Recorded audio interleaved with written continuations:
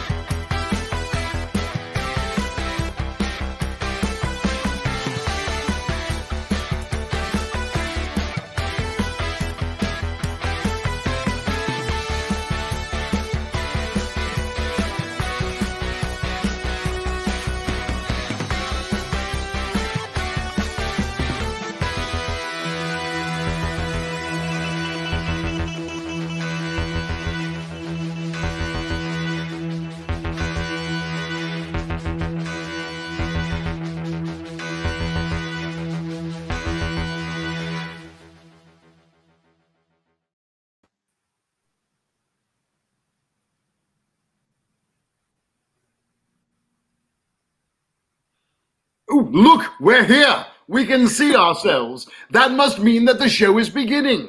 Let's start in proper fashion, shall we, my dear Phantasmagoria troupe? Ladies and gentlemen. Ladies and gentlemen. Boys and girls. Boys and girls.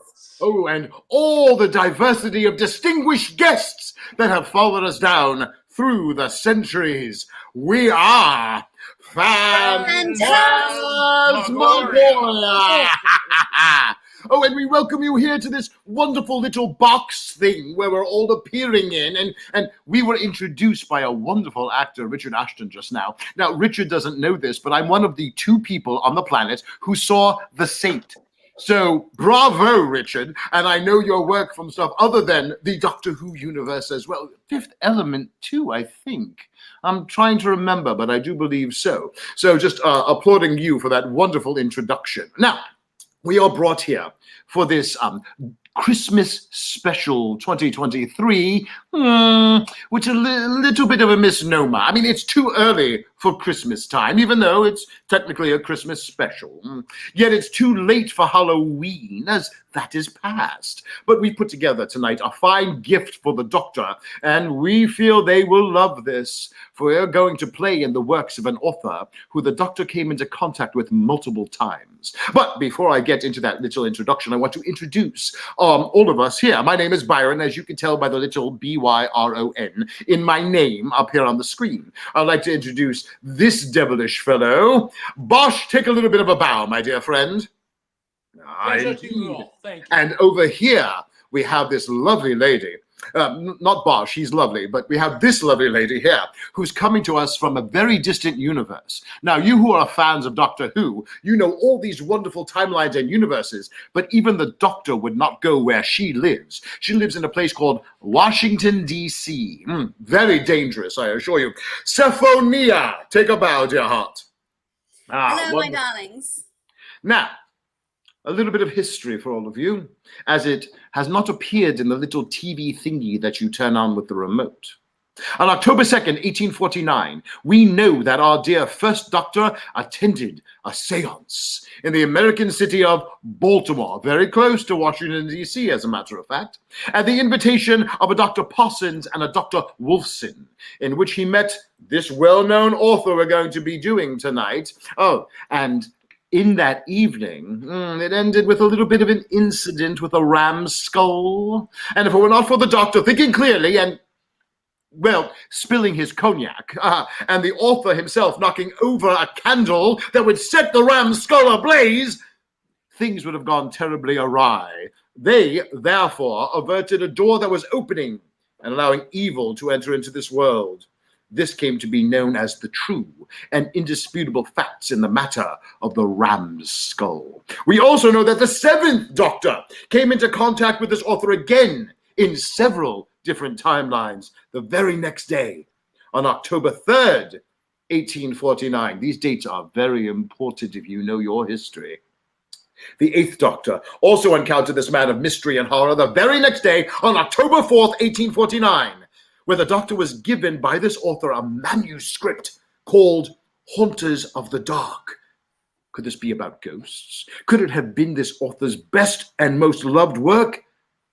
We will never know, for I fear that the manuscript was unreadable. There was also a second encounter, but that involved talk about a gorilla wearing a cravat and a waistcoat, so we're not going to venture into that.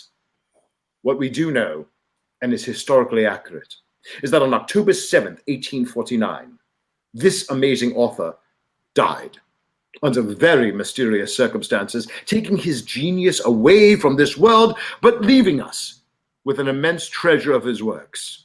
And it is from those that we're going to give this sort of mid-autumn gift. That's probably how we settle on it, mid-autumn gift to our dear Doctor and all of his friends and family out there. The author's name, of course, is Edgar Allan Poe. And tonight we're going to be celebrating some of the dear works of this wonderful author. Now, to start, we're going to have a work that many of you will know that we're all going to tell this one together. So let us begin with our very first work that we're going to do for you tonight. You have to always clear your throat. If you're in the audience, you can clear your throats as well. Thank you. The Raven. A tale of mournful and never-ending remembrance. First published in the New York Evening Mirror on January 29th, 1845. Once upon a midnight dreary, while I pondered weak and weary over many a quaint and curious volume of forgotten lore, while I nodded, nearly napping, suddenly there came a tapping, as of someone gently rapping at my chamber door. "'Tis some visitor," I muttered, tapping at my chamber door. Only this and nothing more. Ah, distinctly, I remember it was in the bleak December, and each separate dying ember wrought its ghost upon the floor. Eagerly he wished the morrow, vainly he had sought to borrow from his book surcease of sorrow. Sorrow for the lost Lenore. Oh, for the rare and radiant maiden, whom the angels name Lenore. Nameless here forevermore. And the silken, sad, uncertain rustling of each purple curtain thrilled me, filled me with fantastic terrors never felt before. So that now, to still the beating of my heart, I stood repeating, "'Tis some visitor entreating entrance at my chamber door. Some late visitor entreating entrance at my chamber door. That it is, and nothing more." Presently my soul grew stronger, hesitating then no longer. "Sir," said I, "or madam, truly your forgiveness I implore. But the fact is I was napping, and so gently you came rapping, and so faintly you came tapping at my chamber door, that I scarce was sure I heard you. Here I opened wide the door. Darkness there, and nothing more. Deep into that darkness peering, long I stood there, wondering, fearing, doubting, dreaming dreams no mortal ever dared to dream before. But the silence was unbroken, and the darkness gave no token, and the only word there spoken was the whispered word. Lenore.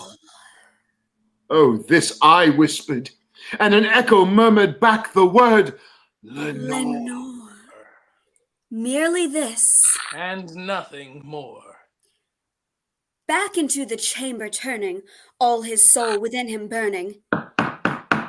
Soon again he heard a tapping, somewhat louder than before. Surely, said I, surely that is something at my window lattice. Let me see then what that at is, and this mystery explore. Let my heart be still still a moment, and this mystery explore.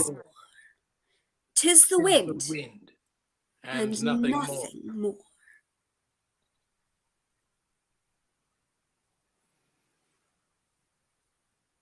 Open here I flung the shutter, when with many a flirt and flutter, in there stepped a stately raven of the saintly days of yore. Not the least obeisance made he, not a minute stopped or stayed he. But with mine of lord or lady perched above the chamber door. Perched upon a bust of Pallas, just above my chamber door. Perched and sat, and nothing more. Then this ebony bird beguiling my sad fancy into smiling by the grave and stern decorum of the countenance it wore. Though thy crest be shorn and shaven, thou, I said, art sure no craven. Ghastly, grim, and ancient raven wandering from the nightly shore. Tell me what thy lordly name is on the night's Plutonian shore. Quoth the raven, nevermore. But the raven, sitting lonely on that placid bust, spoke only that one word, as if his soul in that one word he did outpour. Nothing further then he uttered. Not a feather then he fluttered. Till I scarcely more than muttered, other friends have flown before. On the morrow he will leave me, as my hopes have flown before. Then the birds said, nevermore. Then methought the air grew denser, perfumed from an unseen censer. Swung by seraphim whose footfalls tinkled on the tufted floor. Wretch, I cried, thy God hath lent thee, by these angels he hath sent thee respite and nepenthe from thy memories of Lenore. Quaff, oh quaff this kind nepenthe, and forget this lost Lenore. Quoth the raven, nevermore. O prophet, said I, thing of evil, prophet still, if bird or devil, whether tempter sent, or whether tempest tossed thee here ashore. Desolate, yet all undaunted on this desert land enchanted. On this home by horror haunted. Tell me truly, I implore, is there balm in Gilead? Tell me, I implore. Quoth the raven, nevermore. Be that word our sign of parting, bird or fiend, I shrieked upstarting. Get thee back into the tempest and the night Plutonian shore. Leave no black plume as a token of that lie thy soul hath spoken. Leave my loneliness unbroken with the bust above my door. And take thy beat from out my heart, and take thy form from off my door. Quoth the raven, nevermore. And the raven, never flitting, still is sitting on the pallid bust of Pallas, just above my chamber door. And his eyes have all the seeming of a demon's that is dreaming. And the lamplight o'er him streaming throws his shadow on the floor. And my soul from out that shadow lies floating on the floor. Shall be lifted. Nevermore. Nevermore. The end. Bravo. Thank you, Bosch. I mean, I think everybody in the audience realized we're like in 3 different timelines, which is very Doctor Who, yes. And so there was that little bit of an overlappy thing that happened that was weird. But thank you for what a wonderful gift to give the Doctor on this day. That was beautiful, the two of you. And Christian, I hand this back to you now for our little commercial break.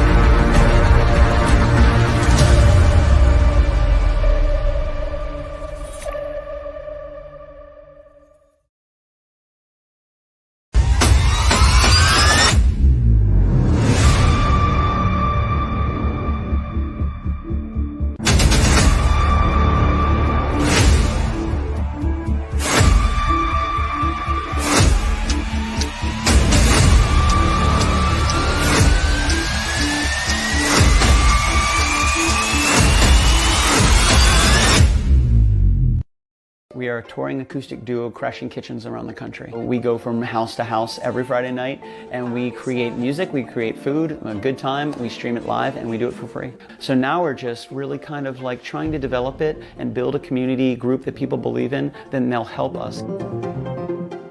So we played from our rehearsal room, we played from the bathroom, thankfully that didn't catch on. I probably played guitar in my room, not for anyone, in front of anyone, nobody heard, for probably about 10 years. And then one Friday night we played from the kitchen. It's the main place people want to be. It's where the food is, it's where the drink is, it's where the best lighting is. You can go to any party and I guarantee you, the kitchen is going to be popping.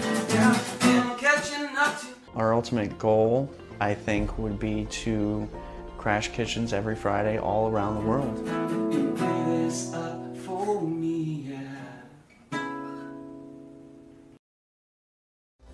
Oh, brilliant! It's hard to believe that in the 56-year history of the greatest sci-fi television show in the English language, there has never been a fan guide to Doctor Who.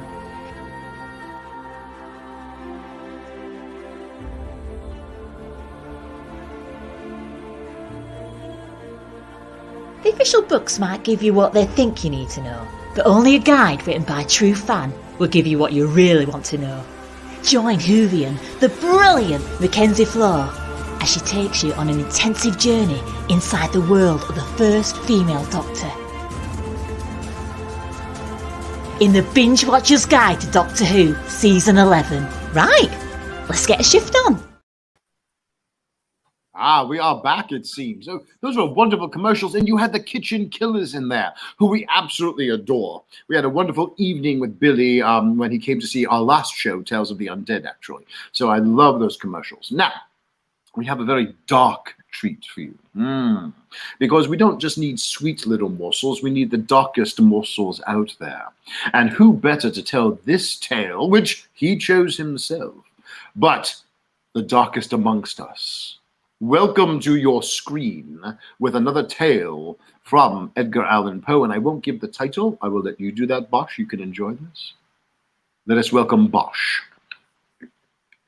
I do this at the behest of Zeus, of course. For the most wild and most homely narrative that I am about to relate, I neither expect nor solicit belief. Mad indeed would I be to expect it in a case where my senses reject their own evidence. But mad am I not, and very surely do I not dream. But tomorrow I die, and today I would unburden my soul. From my youth I was noted for the docility of my character. I spent all of my time with animals and was always my happiest when petting them. This peculiarity of character grew with me in my growth, and in my manhood I derived from it one of my principal sources of pleasure. I married young, and was happy to find in my wife a disposition not uncongenial with my own. We had many animals. We had rabbits, a bird, a fine dog, and a cat. Pluto, this was the cat's name, was my personal favorite. I alone fed him, and he followed me about wherever I went. Our relationship grew in this manner for many years, during which my personality underwent a radical alteration for the worse. I grew day by day more moody, more irritable, more regardless of the feelings of others. At length, I even offered my wife personal violence. My pets, of course, were made to feel the change in my disposition. One night, returning home, much debauched from one of my haunts about town, I fancied that the cat avoided my presence. I seized the beast by the throat, and in his fear, he inflicted a slight wound upon my hand with his teeth, and the fury of a demon instantly possessed me. I grasped the poor beast by the throat, pulled from my pocket a penknife, and I deliberately cut one of its eyes from the socket. After a few weeks, it no longer seemed to suffer any pain. It went about the house as usual, but of course avoided my presence. I was at first hurt by this avoidance, but that hurt soon grew into a feeling of perverseness.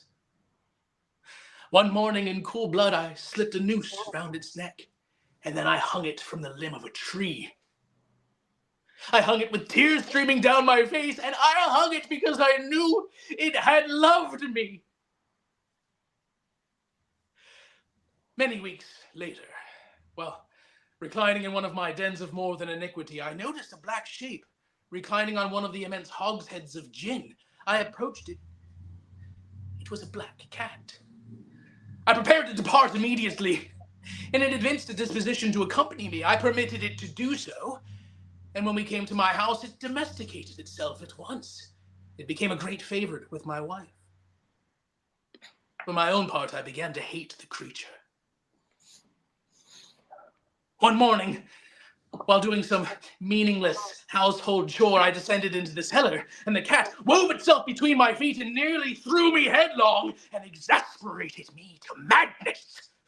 Uplifting an axe and forgetting in my wrath the childish dread which had hitherto stayed my hand, I aimed a blow at the creature, which of course would have proved instantly fatal had it descended as I wished. But the blow was arrested by the hand of my wife. Goaded by the interference into a rage more than demoniacal, I withdrew my arm from her grasp, and I buried the axe in her brain. She fell dead on the spot without a groan. The hideous murder accomplished, I set myself forthwith, and with entire deliberation, to the task of concealing the body, and at last I alighted upon the solution. I would wall it up in the cellar, as the monks of the Middle Ages are said to have done. When I was done, I looked about proudly. The bricks presented no evidence of having been disturbed. My next task was to find the creature that had been the cause of so much wretchedness. But after 3 days, the creature did not present itself. It had fled the premises forever. I breathed as a free man. Upon the 4th day, a party of police came to the house and proceeded to make rigorous investigation. I quivered not in a muscle. At length, they even descended into the cellar. My heart beat calmly as that of one who slumbers in innocence. At length, they seemed satisfied and prepared to depart, and I burned to say if but one word, by way of triumph to render them doubly sure their assurance of my guiltlessness. Gentlemen, I delight to have allayed your suspicions. I wish you all health and a little more courtesy. By the by, gentlemen, by the by, this is a very well-constructed house, eh? And here, through the mere frenzy of bravado, I rapped heavily with the cane I held in my hand upon the very portion of the brickwork behind which stood the corpse of the wife of my bosom.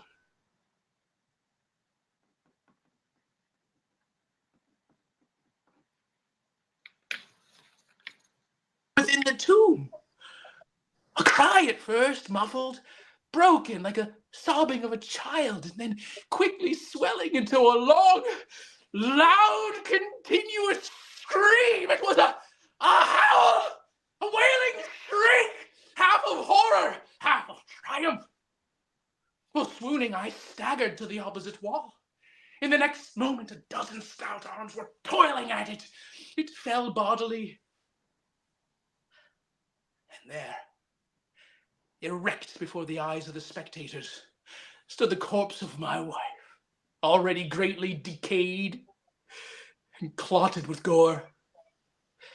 And upon its head, with a red, extended mouth and a solitary eye of fire, sat the beast, whose craft had seduced me to murder, and whose informing voice had confined me to the gallows.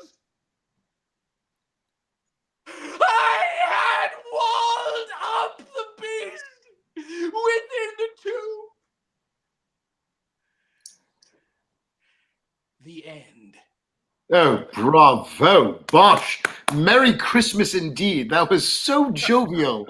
And the hanging of the cat on the tree, you know, it's a yearly tradition here, most especially in the States. No, I that give was a cat to all my friends every year. wonderful, dark, and a beautiful gift to give to the doctor, of course. And Christian, it is back to you for your wonderful commercials, my friend.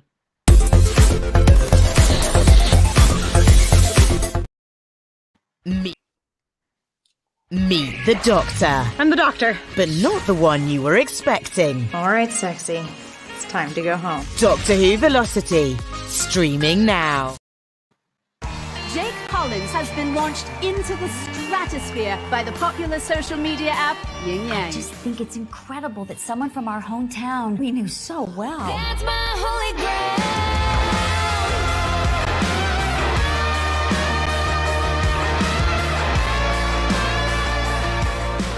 You are the closest thing this town has to a hero. I'm still just Jake.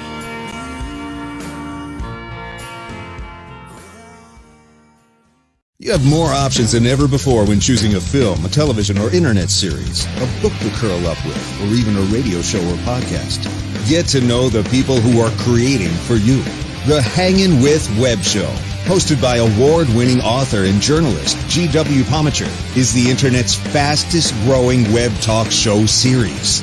The Hangin' With Web Show features professional, yet casual, in-depth interviews with creative arts and entertainment pros. Meet the people behind a digital revolution in creating more quality content than ever before in the history of media. Find the Hangin' With Web Show on YouTube, Facebook, or Twitter, or simply go to www.hanginwithshow.com. That's www.hanginwithshow.com. Oh, I love that. Hang In With the Web Show is wonderful. They're always at all of the conventions. We'll see them at MegaCon coming up in February. We're all there. Christian will be there with the TARDIS, and we'll be there February 1st, 2nd, 3rd, and 4th. Much earlier this year, of course, you know. But they are wonderful. I also saw in the video someone who was like an auxiliary member of Phantasmagoria. I don't know if you noticed him, Bosch, but Michael Winslow was in there. So Michael had done voiceovers for us in the past and stuff. So Michael's always fun. But we have another tale for you from Mr. Poe. This is kind of like the popular tale.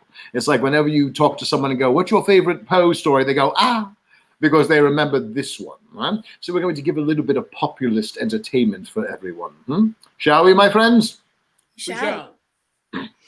True. Nervous. Very, very dreadfully nervous I have been and am. But why will you say that I am mad? The disease had sharpened my senses, not dulled them. Above all else was my sense of hearing acute. He heard all things in the heaven and in the earth. He heard many things in hell. How then am I mad? Hearken! And observe how healthily, how calmly, we can tell you the whole story. The Tell-Tale Heart. A classic of Gothic fiction by Edgar Allan Poe. First published in James Russell Lowell's The Pioneer in January 1843. It is impossible to say how first the idea entered my brain, but once conceived, it haunted me day and night. Object there was none. Passion there was none. He loved the old man, who had never wronged him. He had never given him insult. For his gold he had no desire. I think it was his eye. Yes, it was this. Oh. One of his eyes resembled that of a vulture, a pale blue eye with a film over it. Whenever it fell upon him, his blood ran cold, and so, by degrees, very gradually, he made up his mind to take the life of the old man, and thus rid himself of the eye. Forever. Oh, now this is the point. You fancy me mad, but you should have seen me. You should have seen how wisely I proceeded. With what caution. With what foresight. With what dissimulation. He went to work and was never kinder to the old man than during the whole week before he killed him. Every night, about midnight, I turned the latch of his door and I opened it, oh, so gently. And then, when I had made an opening sufficient for my head, I put in a dark lantern, all closed. Closed so that no light shone out. And then I thrust in my head. He moved it slowly, very, very slowly, so that he might not disturb the old man's sleep. It took him an hour to place his whole head within the opening, so far that he could see him as he lay upon his bed. Ah, when a madman has been as wise as this. And then, when his head was well in the room, he undid the lantern cautiously. Oh, so cautiously. Cautiously. For the hinges creaked. He undid it just so much that a single thin ray fell upon the area of the vulture eye. Oh, and this I did for 7 long nights, every night just at midnight, but I found the eye always closed, and so it was impossible to do the work. For it was not the old man who vexed him, but his evil eye. Upon the 8th night, he was more than usually cautious in opening the door. A watch's minute hand moved more quickly than did his. Never before that night had I felt the full extent of my powers. To think that there he was opening the door little by little, and the old man not even to dream of his secret deeds or thoughts. He fairly chuckled at the idea. And perhaps the old man heard him, for he moved on the bed suddenly as if started. You may think that I drew back, but no! The room was as black as pitch with the thick darkness, and so he knew that he could not be seeing the opening of the door, and he kept pushing it on, steadily, steadily. I had my head in, and was about to open the lantern when my thumb slipped on the fastening, and the old man sprang up in bed, crying out, "Who's there?" He kept quite still and said nothing. For a whole hour, I did not move a muscle, and I did not hear him lie down. He was still sitting up in the bed. Listening. Presently, I heard a slight groan, and I knew it was the groan of mortal terror. It was not a groan of pain or of grief. Oh, no. It was the low, stifled sound that arises from the bottom of the soul when overcharged with awe. Oh, I knew the sound well. I knew how the old man felt, and I pitied him, though I chuckled at heart. He knew. The old man had been lying awake ever since the first slight noise when he had turned in the bed. His fears had been ever since growing upon him. He had been trying to fancy them causeless, but could not. He had been saying to himself, "It is nothing but the wind in the chimney. It is only a mouse crossing the floor." Yes, he has been trying to comfort himself with these suppositions, but he had found all in vain. All in vain. Because death, in approaching him, had stalked back with its black shadows before him and enveloped the victim. When I had waited a long time, very patiently, without hearing him lie down, I resolved to open a little, a very, very little crevice in the lantern, till at length A single dim ray, like the thread of a spider, shot out from the crevice and fell upon the vulture eye. It was open. Wide open, and he grew furious as he gazed upon it.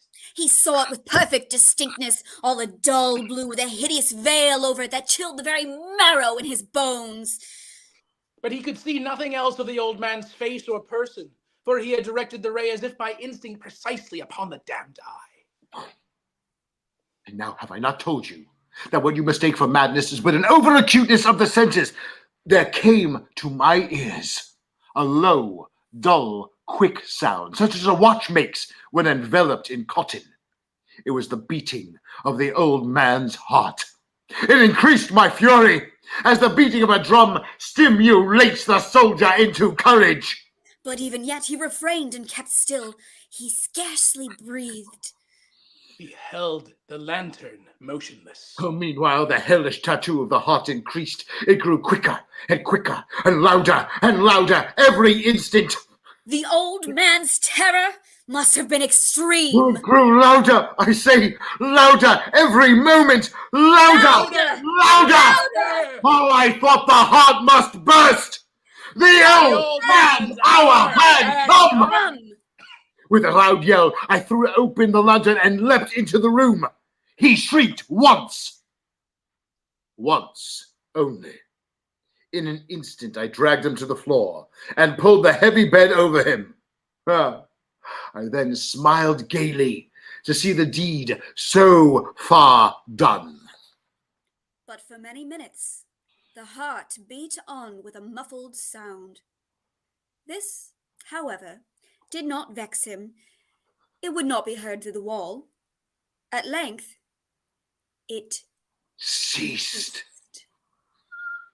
The old man was dead. Oh, yes, he was stone dead. I placed my hand upon the heart, and I held it there for many minutes. There was no pulsation. His eye would trouble me no more. He took up 3 planks from the flooring of the chamber and deposited all between the scantlings. He then replaced the boards so cleverly, so cunningly, that no human eye could have detected anything wrong. There was nothing to wash out, no blood stain of any kind. No, I had been too wary for that. When he had made an end of all these labors, it was 4 o'clock, still dark as midnight. As the bell sounded the hour, there came a knocking at the street door. I went down to open it with a light heart, for what had I to fear? They introduced themselves with perfect suavity as officers of the police. A shriek had been heard by a neighbor during the night. Suspicion of foul play had been aroused, and they had been sent to search the premises. He bade the gentleman welcome. The shriek was my own, in a dream. The old man was absent, in the country. He took the visitors all over the house and bade them search. Search well. He led them at length to the old man's chamber. The officers were satisfied. Oh, my manner had convinced them. But ere long, he felt himself getting pale and wished them gone. His head ached, and he fancied a ringing in his ears. But still they sat, and still they chatted. The ringing became more distinct. It was a low, dull, quick sound, much such a sound as watches make when enveloped in cotton. Yet the officers heard it not. Why would they not be gone? He foamed. He raved. He swore. Oh, it grew louder. And still the men chatted pleasantly and smiled. Was it possible they heard not? Oh, louder. Villains! Dissemble no more. I admit the deed. Here! Tear up the planks. Here! It is the beating of his hideous heart. The end. another joke. That one was for New Year's. So if anyone is ever wondering what to do on New Year's Eve or New Year's Day, this is something that you can do. It's a wonderful party game. It's called Hide Under the Planks. And you can do it with friends. You could do it with family. You could do it with that neighbor down the street. Oh, but I didn't tell you to do that. And Christian, it's yours again for commercials, my friend. Hi, my name is Jamie Engel, critically acclaimed author of The Toilet Papers, Places to Go While You Go, a short story collection suited to match your bathroom needs. Only have to go a little? No problem. I've got stories under 1,000 words for you. Far from poopin'? I've got you covered. With stories over 5,000 words to keep you occupied, while your latrine stays occupied. And that's not all. The Toilet Papers is endorsed by the fine folks from Squatty Potty, the stool for better stools. But don't take my word for it. See what Dookie the Squatty Potty unicorn has to say on YouTube. You won't be disappointed. Well, I've got to go, but you can grab your copy of The Toilet Papers on Amazon in ebook or print, or get an autographed copy from me at therightangle.com. And don't worry, I promise I'll wash my hands first. The Toilet Papers. You might just stay in the bathroom longer than you need to.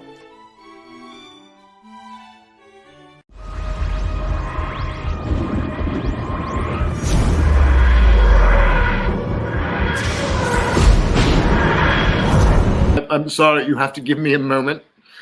I'm still thinking about Dookie, the Squatty Potty unicorn, and the wonderful book, The Toilet Papers. I'm ordering for my entire family for Christmas gifts for the holidays, because that was absolutely wonderful. I loved that. But moving forward, we have one last segment for all of you. Now, Edgar Allan Poe was known for his long-form type stories or long-form poems like The Raven, but he was also well known for shorter poems. And some of these are lovely, some of these are dark, some of these are beautifully sad. And we're going to bring you 3 of these right now. So, Sephoneia, you're going to start, my dear, with a wonderful poem from Edgar Allan Poe. Thank you, Byron. Today I present for thee Annabel Lee, from October 9th of 1849 by Edgar Allan Poe. It was many and many a year ago, in a kingdom by the sea, that a maiden lived, whom you may know by the name of Annabel Lee. And this maiden, she lived with no other thought than to love and be loved by me. I was a child, and she was a child in this kingdom by the sea, but we loved with a love that was more than love, I and my Annabel Lee, with a love that the winged seraphs of heaven coveted her and me.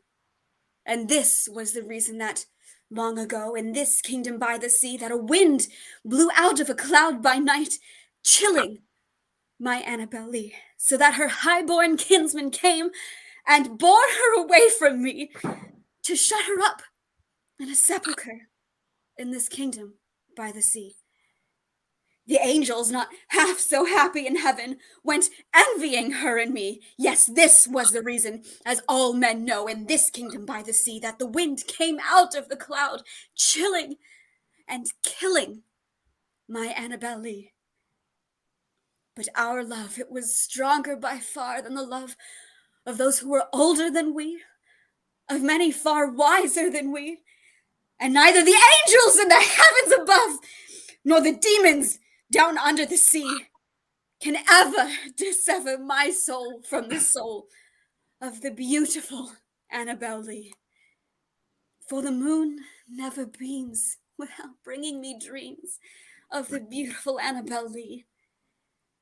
And the stars never rise, but I see the bright eyes of the beautiful Annabel Lee.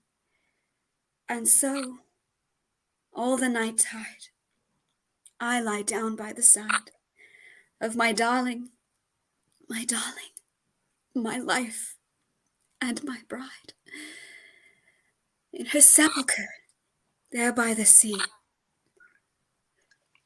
in her tomb by the side of the sea.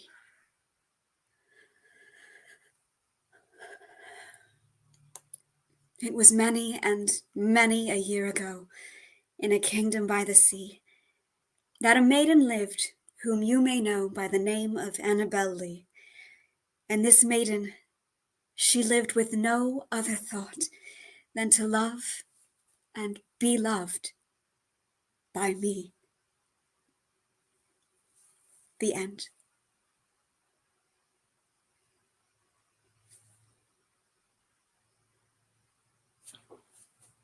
There we go. My mic is unmuted. I was raving about you, but my mic was muted. So that was lovely. Thank you for that. That was absolutely beautiful. So Poe could be a romantic, sad, death, romance, but he could be a romantic. And now we're going to go slightly darker, but also very existential. We're going to take a look at life itself, actually, and death itself. Bosch, this one's yours. The Conqueror Worm by Edgar Allan Poe. Lo, 'tis a gala night within the lonesome latter years. An angel throng, bewinged, bedight in veils and drowned in tears, sit in a theatre to see a play of hopes and fears, while the orchestra breathes fitfully the music of the spheres. Mimes, in the form of God on high, mutter and mumble low, and hither and thither fly, mere puppets they, who come and go, at bidding of vast formless things that shift the scenery to and fro, flapping from out their condor wings, invisible woe. That motley drama, oh, be sure it shall not be forgot, with its phantom chased forevermore by a crowd that sees it not, through a circle that ever returneth into the self-same spot, and much of madness, and more of sin and horror the soul of the plot. But see, amid the mimic rout a crawling shape intrude, a blood-red thing that writhes from out the scenic solitude. It writhes with mortal pangs. The mimes become its food, and the angels sob at vermin fangs in human gore imbued. Out all the lights, out all! And over each quivering form the curtain, a funeral pall, comes down with the rush of a storm. And the angels, all pallid and wan, uprising, unveiling, affirm that the play is the tragedy Man, and its hero, the Conqueror Worm. The end. Beautiful, Bosch. That was absolutely wonderful. Well, again, we've picked some of our favorite poems here from Poe. We're going to end with one last poem, but I do want to give the audience just some information about the one that was read earlier, Annabel Lee. If you noticed, it was published on October 9th, 1849. If you remember the introduction we did, Poe died on October 7th, 1849. This was the first poem published after his death. It was done actually by accident. It wasn't supposed to be published until the following year, according to contract, but the way they rushed it to press was they put it as part of his obituary. Therefore, they sort of circumvented the contract that they had. So that was issued after his death. He never got to see the publication of that. This next one I'm going to read for you is going to be our final poem. This will be a Byron poem. Truly feels like a Byron poem. It's a poem that he wrote earlier in 1849, perhaps as he was softening a little bit. And it has the feel of the Romantics. When Poe was a child, he actually was at school in Europe while Byron and Shelley first met, which is fascinating. So there are some wonderful links between all of that. Here we go, a poem from myself to you. A Dream Within a Dream. A poem first published on March 31st, 1849 by Edgar Allan Poe. Take this kiss upon the brow, and in parting from you now, thus much let me avow.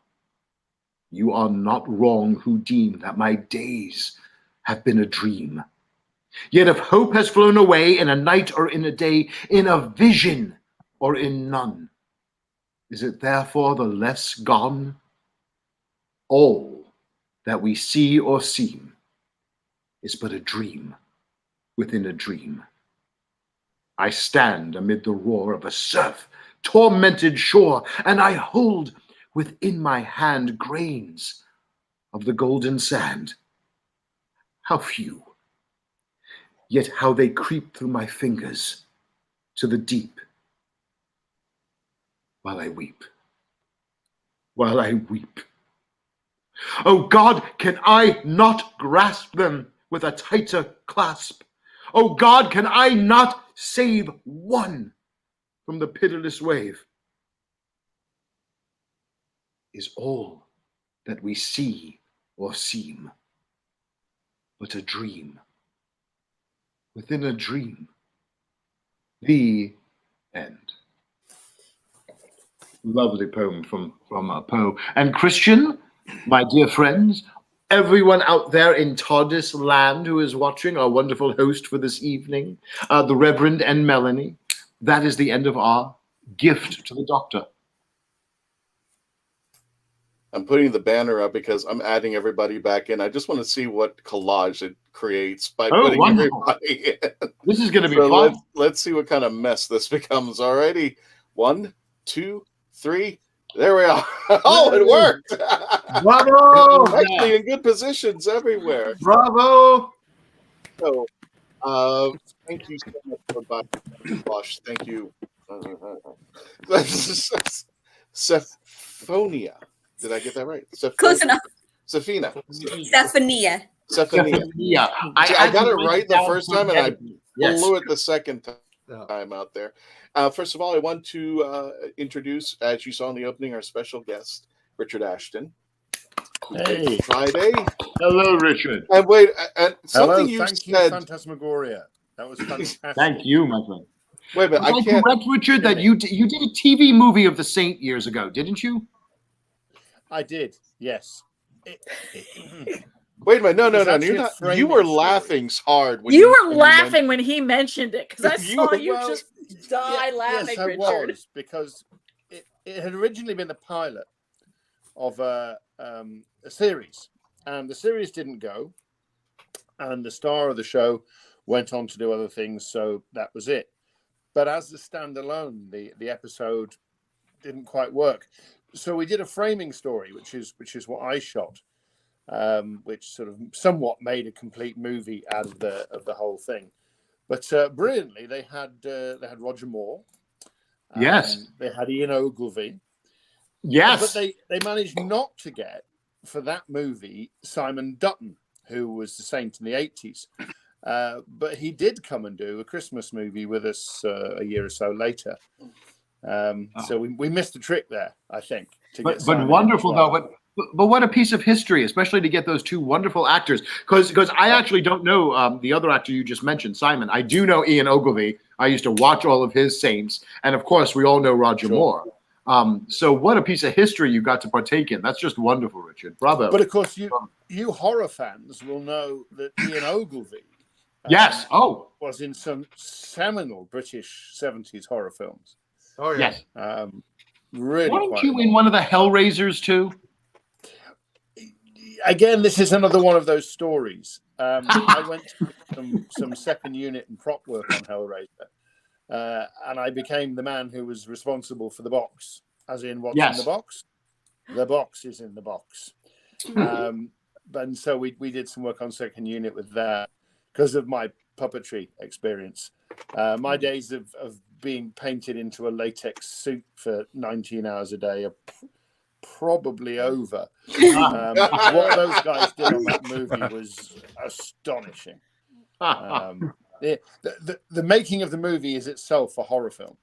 Oh, I can imagine. But it's a legend, right? I mean, that's a legendary horror film. So just congratulations for being part of such wonderful, rich parts of our pop culture history.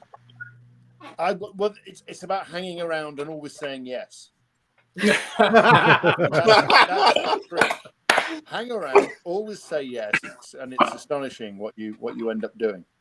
I love it. Bravo, my friend. Bravo, Richard. I found a really short Edgar Allan Poe poem here. Would you like it? Yes. Please do it. Yep. You're up. Here you go. Your turn. Yeah. From childhood's hour, I have not been as others were. I have not seen as others saw. I could not bring my passions from a common spring. From the same source, I have not taken my sorrow. I could not awaken my heart to joy at the same tone. And all I loved alone. Then, in my childhood, in the dawn of a most stormy life, was drawn from every depth of good and ill the mystery which binds me still. From the torrent or the fountain, from the red cliff of the mountain, from the sun that rolled in its autumn tint of gold, from the lightning in the sky as it passed me flying by, from the thunder and the storm and the cloud that took the form, when the rest of heaven was blue, of a demon, in my view. And that's called Alone. Bravo. Which I thought was quite good, because it, whatever he sees differently, and it comes from a different place. And we all think we know about Edgar Allan Poe, and then as I was listening to all of you talking tonight, I thought, I don't know anything about this man at all. Everything is new. You've shown me it new again. And it's just worth going back and back and back, isn't it?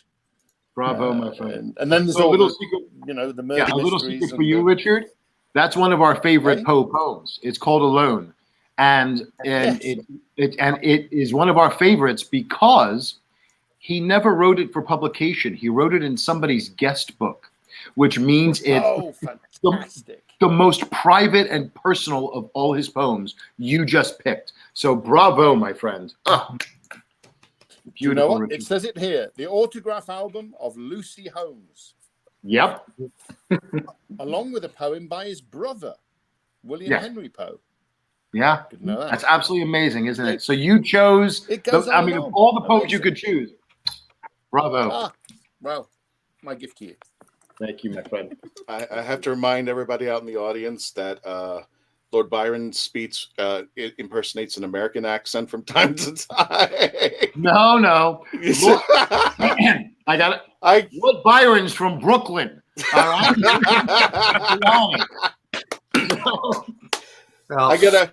Believe it or not, Lord Byron, you have fooled two of our panelists who are in the UK. They actually believe that you do have the accent, and you do have the accent. So, Melanie, if you want to run through the chats, I just wanted to make a few things while we got that, so I can get the pictures down out there. For those of you who participated for our veterans this past weekend, we salute you. Thank you so much for everything you do for protecting our country. I made this a while back over there, and people enjoy it. For both Veterans Day and for Remembrance Day. And Remembrance Day, yes. For our friends in the UK, yes, please. Thank you for your service out there. This past weekend, on November 11th, this is a special picture for us. The lady on the left, that is Faith Kelly, who is one of our panelists when we do cosplays. She is also our premier 13th Doctor. She celebrated her birthday on the 11th of November. Unfortunately, the gentleman on the right, same day, November the 11th, 3 years ago, we lost T.R. Hibbert. And that was to this day, it still resonates. To this day, I still look around the convention floor to see if he's going to show up. So, happy birthday, Faith, and we will always remember you, TR. Thank you so much. And I'm sorry. JR.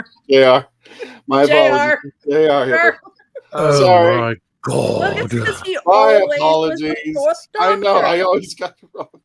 Well, JR, I wanted to show a picture that I was really that I always get inspired by.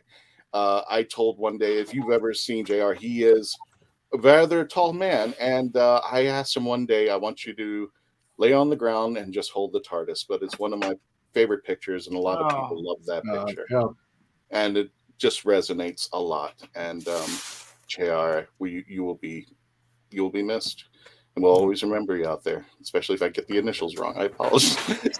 He would be laughing. Speaking of which, on November 11th,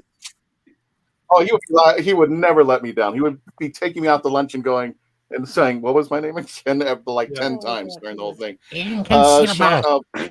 Yep, Wallace Shawn. He had his 80th birthday on November the 11th, and if today, for you fellow Whovians, if you did not know, the gentleman on the left has a birthday today, Mr. Paul McGann, and just have some pictures from his time that I had the honor of hosting him at MegaCon, one of his panels out there.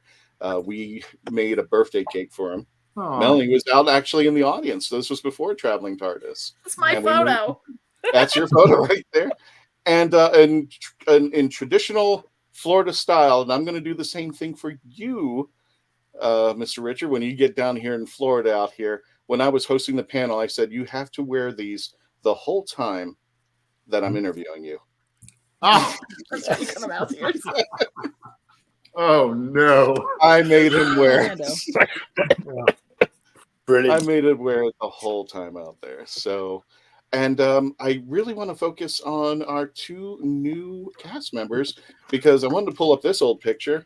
This is from where you guys started, and I think oh my gosh, yes, the lady Cimarine. Yes. Yeah, that was the first one we ever did for you. I remember that. I know. I think this is our 3rd or 4th year, so that's amazing. Yes. And I love it when you do split the holidays. You do Christmas, and sometimes you'll do Halloween, depending on. I know you guys are busy.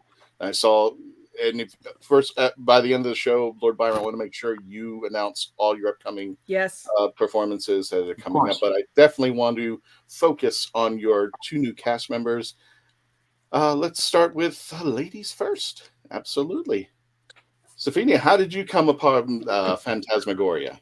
Well, I lived in Orlando for a good amount of time, and the vibes that are given by the group as a whole, as I'm sure, are just very much spoke to me. So I was able to reach out and submit my interest with Lord Byron.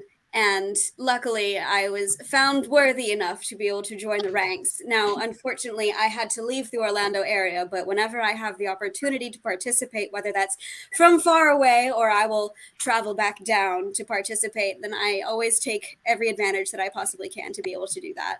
Now, you have to show me the pillow and all of our audience a pillow that you have. Show me before the performance. Well, I want one. I had to fix it because it was dead. Oh. But it lights up. Oh! So I had to unstitch it, and I replaced the battery and stitch it all back up together. Oh my God. It's squishy. The cuddly TARDIS. Traveling pillow TARDIS out there. Traveling pillow TARDIS. It's very comfortable. I love it. Gotcha out there. So are you going to be performing? Oh no, you're out of town, right? Or are you going to be coming down? I will hopefully be participating with MegaCon in February. Oh, cool. Okay. Yeah, I'm not able to do the holiday season because of my job. My job is to get everyone else to where they want to go. Oh, sorry. Sorry, I'm trying to delete photos. Yes. Yeah, my job is to get everyone ready for the holidays. So my bad. I don't get to be where I want to be for the holidays. Aww. Gotcha.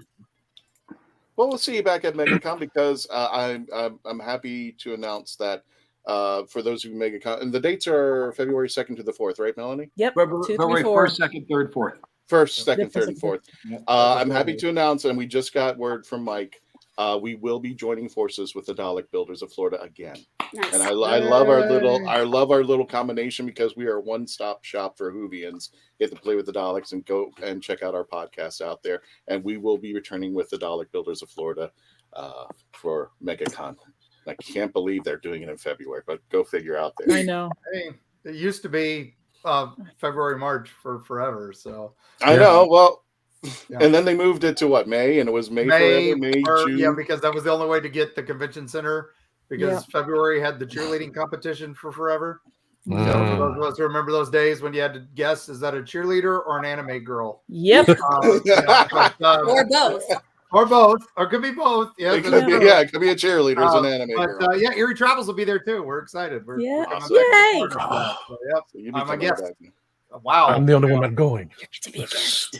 You're a guest, Mark. You're a guest. I'm a guest again. Yeah, I'm a creator guest, which is lovely. So. Well, Melanie, you're gonna be there, right? You're gonna be. Yes. You got your art. See, Melanie, pieces of me. I'll be in Artist Alley again. Still working on panel submissions and all that kind of fun stuff. But yeah, I will be an artist. I'll be in Artist Alley. I've got 2 spots. I'll be in my same old area, trying to run around, show off my artwork, and do panels. And hopefully, Phantasmagoria is going to have performances at MegaCon again. Yes. 10 performances. Yep. Woo! I believe that was already announced. I saw the pictures. Yep. We will be there. Yay. Speaking of being there, I want to bring on Bosch, who I haven't seen before. Is this your first time with Phantasmagoria? Because I don't think I've seen you on stage. Bosch and Byron have been working together for 9 years now. All right. Well, then I've just been out of the loop. How did you join the troupe? Because you started 9 years ago. How did you go, hey, I'm going to join this? I was an actor in Orlando, and the great director John Dodonna had me audition for something for which he promptly did not cast me for. But oh wow, that sounds based on based on that audition, he called me a year later and said, "Hey, I've got this really cool, dark, rough piece that no one seems to be feeling. Will you please come and read for it?" And after that, he said, "You know what? Why don't you show up at Phantasmagoria, and we'll see how things go." And that was 9 years ago. Yeah. And if you haven't seen them, they're a wonderful sight out there. And I got to see them last Christmas. Mm-hmm. It was beautiful. I just love putting your pictures together there, Lord Byron, because there's you on the right and there's you in the middle. Yes. Byron, we got the 2 Byrons. And I got a chance to go over to the Lord and Lady's house for New Year's dinner. Yeah, it was so lovely. And yeah, it's you go around the house, everything is Phantasmagoria. Everything is Phantasmagoria. As one should have. I see that they were performing in Sanford. This was during COVID. Yes. I think this was the one, Melanie, that they did a special performance for the vendors. That was the vendor performance that I tried to hurry out of. I tried to get there. Where we stayed and did an extra performance. Yeah. Yep. It was wonderful. It was like, yep. I was just like, oh, we get our own performance. Yes. I'm so thankful for that because there was no way I could make it to any of the other ones. Yeah. Well, hopefully we'll do one again this year. Oh, okay. And we were very thankful because it was like, I want to see your show, but it's during right when we're doing everything. Yeah. And then we you all did have the our one own panels performance. and stuff. So. Exactly. So I was very happy that you did that for us. Right. If you do one again, but we'll definitely be back. So speaking of which, I want to bring on my favorite Friday. Thank God it's Friday. Surprise, you're back. Richard, is there anything that you got coming up down the pike? No. No, okay. Yeah, I'm in that time of the year where I'm auditioning. I was in a theatre in London yesterday singing, but no, I could lie. But no, one of those. Oh, well, I can ask you. I can ask you how was Long Island? How was Long Island? Who? Because you were just there. Fantastic. It's quite a few years since I've been, and really, it's intimate, it's fun, it's exciting, it's I don't know, it's a very warm love. We go to Tesla's factory on Long Island, which he only had briefly, but nonetheless, you know, the power transmission tower and everything like that was there. Well, the base of it was there. So we got to talk a lot about the Doctor Who episode, which was fun. It's just a great time. It really is, and everybody seemed to have a lovely time because it must be 6 or 7 years since I was there. It was lovely. Yeah. So, thank you, Ken. Yes, thank you, Ken. Yeah, I mean, you know, Friday doesn't get too many invitations now. Because we've all moved on, we've all rolled on. You know, it's. I keep on at the people at Millennium, telling them there must be something that I can fit into, But unless when the Ice Warrior's back, I think that might be it. No, you're still my favorite Friday. We got a plug for a big finish, The Life of Friday. The life. And now that we've got the expansion going on here, why not? I've always said it'd make a great companion, but there we I think go. It might be a bit big. Yeah. Richard, I want to thank you for coming. Oh, sorry. Well, I wanted to thank you for coming on tonight, but I refused to tell Lord Byron that you were hosting, and he didn't even know until about just a little bit earlier. Which is very mean of you, because they were expecting somebody famous. That's terrible. Wait a minute. Not some old out-of-work English actor you found hanging around on the internet. Wait. John, tell me, when you found out Richard was on and hosting, what did you think? Well, so Richard, just in all honesty, the second your face appeared, I went, I know this guy. And I know, and so I was like, the whole time you were talking, I'm going, what are the shows? Yes. And that's when I remembered The Saint.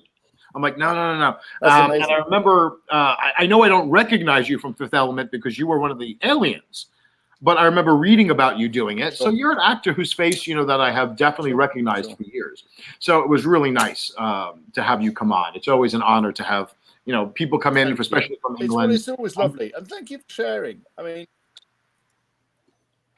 I meant very much what I said about reintroducing Poe. It's great work. It's great work. Because it makes us all go back to the texts and, explore them again, which is wonderful. Bravo, Richard. I love it. Good. That's our gift to the Doctor. Well, thank you for doing your reading of Alone from Poe. Yes. I wasn't expecting that at all, so thank you. Thank you. Oh my goodness. I gotta go pick up El Dorado right now. I don't remember it all, so I'm gonna have to go. That's my next one. I think I remember it, but I know there's bits I missed. So now I know everybody's gonna give me grief about this because it's still early, and I know if anybody's been following my personal Facebook page knows that my tree is up, but if anybody's actually seen my tree, you would know why it takes a long time to put that tree up, and it's a kind of a special tree out there. Just a reminder, folks, on the 1st of December, going up to the 25th, we're going to have a special The Legend of the Traveling Tardis, the 25 Days of Christmas. We're going to put out music, we're going to put out pictures, we're going to put out videos, and we're just going to have an all good around time for the holidays that are coming up out here. And I might start a little bit early, but this is one of my favorites from, of all places, Hall Mats. And she was just sitting down reading a book. Somebody took a picture, and as the photographer walked away, she was still kneeling down, and I put the TARDIS in her book, and I said, "Can I take your picture?" And yeah, exactly. That's how that picture came out to be. And it's one of the more popular Christmas pictures out there. And I think it's just simply gorgeous. She did a wonderful job, and she was just a good sport about it. So if I ever find out who that is, I will let her know about that. Unfortunately, that's the convention life. It's just like, let me get your picture gone. I'm just like, I can't even tag you or whatnot. And for those of you who have been who are curious, oh shoot, hang on a second. Christian, where are you going? Why are you doing that? It's like if you're curious and he comes at the This is still intact. Wow. 2 weeks ago. Maker Faire? Was that this is Maker Faire. This was 2 weeks ago now. And the lovely Star Cosplay had made this. We showed the pictures on last week's episode. But a lot of kids had their, as soon as they walked away, their balloons broke. And I just wanted to let her know, yours is still intact. This is the TARDIS that she made. And I literally thought she was going to make a big fist TARDIS, like take a TARDIS and just take the balloon and just fold it up and put like little top on it. And I think she spent a good 10 minutes on this. And I'm like, I'm feeling bad. So she's a wonderful cosplayer as well as a balloon artist. And it's like, oh, what made you decide to do that? She goes, I just did it. She just wanted to learn it. I'm just like, okay. So whatever out there. I was going to ask, so what's in store for Phantasmagoria for the rest of the season? Are we going to be seeing anything from Dickens? Or... Well, no. In fact, that is our whole motif for the year. "'Tis not your Dickens ghost story" is actually our tagline. Because, we did Christmas Carol for, 8 years in a row, our version, our adaptation of it. in our style. And then last year we added the Canterville Ghost to it, which is not as well known here as it is in England. But we added the Canterville Ghost to it. Yes. And then last year, while we were doing our Christmas Carol, there were 13 other Christmas carols in Orlando. Oh, God. Yeah. So we decided that this year we weren't going to do it. We actually licensed it. So up in Syracuse, they're doing Phantasmagoria's Christmas Carol and Canterville Ghost up there. Okay. And down here, we put together, so years ago, we did something called Through a Christmas Darkly, which was a mini tour. We were doing Christmas Carol on the main tour and Through a Christmas Darkly on the mini tour, which was a collection of ghost stories, from Victoriana and from before. And so we put that together for this year. It's called A Most Haunted Victorian Christmas. And we're doing stories like The Tale of the Krampus, of course. We're doing Strange Christmas Game by Charlotte Riddle, which is this wonderful Christmas Eve mystery that's told. Mm-hmm. We're doing The Mistletoe Bough, which is a famous ballad/poem from the mid-1800s about a woman who goes missing on Christmas Eve, and it's also the eve of her wedding. So we took all these wonderful horror tales of Christmas, these haunted tales, I should say, and we put them together into one of our shows. Like we do with the Halloween shows. So we'll be touring with that starting December 9th. We open at the Dr. Phillips Center for the Performing Arts. And we tour from there to Sanford, the Wayne Dench, to Ocala, the Riley Arts Center, to Leesburg, the Melon Patch Theater, and then end up the 2 days before the holidays at DeLand at the Athens Theater. Oh, so wow. About 3 weeks of that. And at the same time, not Phantasmagoria, we have a Celestis launch going up. So this is, for those of you in fandom, so it's finally, after 7 years, we're doing the Star Trek flight. So all of the ashes of the Star Trek actors are going up into space. It's because Lieutenant Uhura recently passed away. Mm-hmm. And that kind of solidified it. So it's actually going up on a Vulcan rocket. And it is called the Enterprise, the actual satellite. And it goes up December 24th. So Dion and I help host those. So we're going to be heading out to Kennedy Space Center and hosting another flight. We've done about 7 of them at this point in time. Five of them. Oh, that's fantastic. So that's the rest of the year. Yeah. Wonderful. Yes. You're And going to be busy.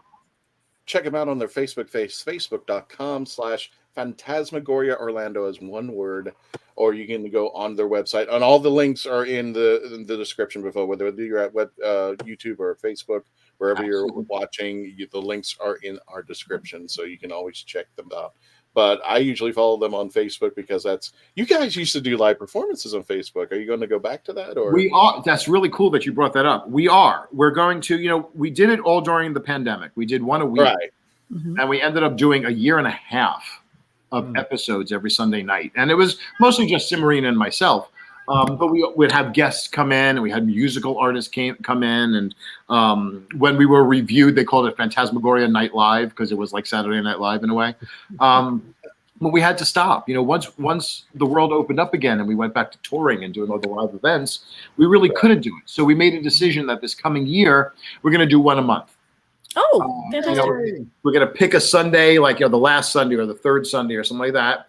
And we're going to do those episodes again, and we're going to bring in people other than myself and Simmarine. Still about a half hour to 45-minute episode, but we're going to do it once a month just to reconnect, because I actually get emails all the time from people in Japan and Canada and Australia going, when are you guys going to do it again? So we'll start doing it on Facebook Live again, probably January. At the end of January, you'll see one come up. That's so cool. Make sure my notifications are on. So don't just subscribe and all that other and follow Phantasmagoria. Make sure that you're doing your notifications so that way that stuff pops up so that you are aware of these things. Because you can like something and just never hear about it again. Make sure you have to actually hit that little stupid bell, even though everyone says like, subscribe, bell. Da, da, da, da. If you don't, it'll get buried. Yep. So don't let it get buried. It'll get buried into those notifications of millions. If you trust me, it's an experience that you want to check out. And if you saw it tonight, to see it in person, to see it on stage, I had last year, it was phenomenal, and it was awesome, and I jaw dropping the whole time I was watching the stories of the Canterbury Tales and the Canterbury Tales. And what was the other one? Canterville Ghost. Canterbury Ghost. Yeah, it's an Oscar Wilde. It's a fave in well, Richard, you know, it's more British than it is American. Well, I do. Although, yeah, funnily enough, there was a beautiful musical version. Yes, which we did a new sing through of it in Los Angeles at the Kodak Workspace some years ago. Yeah, Adrian Russ and her husband put it together, and it's beautiful. I got to sing Sir Simon, obviously. I knew it. I was about to say you made Sir Simon. Yeah. That's who I play. We're going to play the same roles. Yeah. It's Love it. fabulous. It's a lovely story, and they gave it a wonderful treatment. I'm sort of surprised we haven't seen more of it. I'll try and dig the CD of it out and send you. Oh, please! I would love to hear it. Wow, because it's terrific. Yeah, it's he's such a surprising writer. Everybody they think they know Oscar Wilde, then they go, oh no. No, he has a lot of things to say about life and people in general. Absolutely. It's not all little pithy witticisms, you know. Very Yeah, soulful. no. It's beautiful, and that end is gorgeous. But guys, it's quite early in the morning here, so I'm going to. No, I get you. No, we're all there. We're all there. So I'd better tiptoe off. But thank you so much for that. That was fabulous. Thank you, Richard. And thank if I you, don't Richard, see you for coming before, have a lovely Christmas. Not at all. Always a pleasure. Oh, I'll Always bug a you. pleasure. I'll definitely bug you before the See you guys. holidays. Thank you, Richard, out there. Thank you, See you Team later. Phantasmagoria. I think we lost Bosch. I'm hoping he's coming back. We did know he had to leave, and I actually have to leave too, my friend. Oh, okay. I'm heading out. So thank you so much, Mark. I love you. I cannot wait to hug you. And Pleasure. We'll see you soon. We have more stories to tell. I've the new book Erie Southeast out early in the year. And Great. I've got some stories for you. Let's connect about doing one of our panels together, like we always do. As always, that'd be fantastic. We'll treat MegaCon with that. So love it. And Melanie and Reverend and Sephoneia. Thank you so much. And Christian, as always, thank you for inviting us. And I'm going to take off. You can stay, Sephoneia. Enjoy. I have to go. I've got an You have to go early too. flight in the morning. Oh, that's very true. That's okay. I love you guys, and Merry Christmas to all. Merry Christmas. Well, Stephanie, guys, we'll see you both at MegaCon this coming year from the 1st to the 4th in 2024. Melanie, check out her pieces. What? Happy Krampusnacht, December 5th. Yes. Oh, yeah. Good night, everybody. Good night. Thank you so much. Thank you. Thank you. Look, we'll just run through the chats real fast and we'll call it a night out. It's It's a mess. it's a mess because a lot of it is we're not going to be posting the chat, so it's hard to kind of go through. Yeah, I know. So I can always just get to the last things here. Hold on. No, that's fine. No, but Christian, a few people did comment about the doctor did come to DC a couple times. So I had to think, but where did he go to DC? I think in the Silence episode. That's right. He went to visit Nixon. So that's right. Phantasmagoria is my favorite of the fellow. Is a favorite of the fellow who runs HoloCon every Halloween weekend in Dalton, Georgia. Yeah, that's a good one. Yep. That's a good con. Love British accent, still fools me even though I know the USA. However, you need to use a British slang. Oh, there you go. When you come down here, you can tell them about it. Definitely into Mark Robinson. And Sephoneia. You know, I want to say Sephoria. I want to say that. It's not Sephora. She's not a makeup counter. It's Sephoneia. And not Sephoneia. Hey, I slipped up and said TR. So that was my night. Yeah. Sephoneia is a hard name to pronounce. My late Filipina grandmother's first name was Serafina.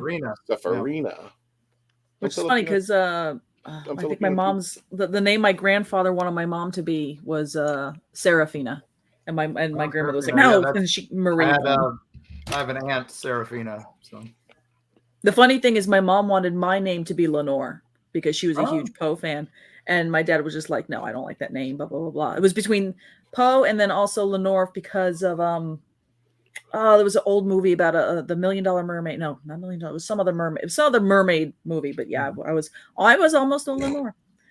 Let's see. Already had that one. That one again. Go backward. We love you, Mark. I'm just jumping around. Nico Bat says, "I agree with Christian. Where do we get one of those?" I'm sure she was referring to the pillow. Pillow. Yeah, the pillow. That was epic. Oh yeah, Good. but yeah, the Roger had mentioned. I think had replied to the Reverend with the fact that not all Poe's poems and short stories are morbid. No, but not all. There's not all of them, but it's a chunk. It's a chunk. It's a good chunk because I remember getting a book, and I ended up getting this one because the old one I had got destroyed in a flood. And I remember as a child, I had, because again, my mom was like, and I said I wanted a Poe book. She got it for me, and I was in elementary school. So I read a lot of content that I shouldn't have it as a wee Mel. But I remember the Black Cat always just stuck me because here I'm just reading about a guy that's mutilating cat and the wife, and then later as I keep reading it, as I get older and older, I understood metaphors and also understood when you learn more about the author about alcoholism and how all that stuff ties together, and it's like, oh, okay. So it wasn't just crazy how there's a lot of layers to Poe, like any author. Let's see. Yep. And then, gang, I'm also going to have to go, but thank you all so much for having me. And happy holidays, gang. Hope to see you all very soon. Holidays, Happy holidays. Get your butt back here in Florida. What's wrong? I'm jealous. Thanksgiving weekend, but not doing any appearances. Our next appearance down there, besides MegaCon, I'm doing the Clearwater Yacht Club on Valentine's Day. So they're having me do ghost haunted love stories. So that'll be fun. Oh, that's kind of cool. Yeah, that'll be fun. And then I've got a few other signings down there next year. So I'll be back many times. So. Okay. It's good. It's a good place to visit. Live not so much right now. So Melanie, I'm doing a couple library signings up in Western North Carolina. If anybody wants to find us, just eerietravels.com. You can listen to the podcast twice a week, and you can find out where we're going to be. So there you go. Follow Mark. Bye, gang. No, let's follow. No, Melanie, let's follow Mark. We're going to go to his house. Yeah, we're going to take a field trip up to North Carolina. Hey, it's in the 20s tonight, but it was in the 70s. Oh my God, Claudius, no. Yeah, no, he's fine. He's got his Claudius TARDIS room. Okay, good. That's the first thing I thought. It's in the 20s. Claudius? 25. No, he's fine. He's fine. I'm at 58. You're 20. Yeah, no, he's loving it. He just had some shrimp and some mice earlier, so he's good. Okay. So, all right. We'll see you all soon. Oh, right. Andrew said, don't forget Children in Need this Friday with the 14th Doctor.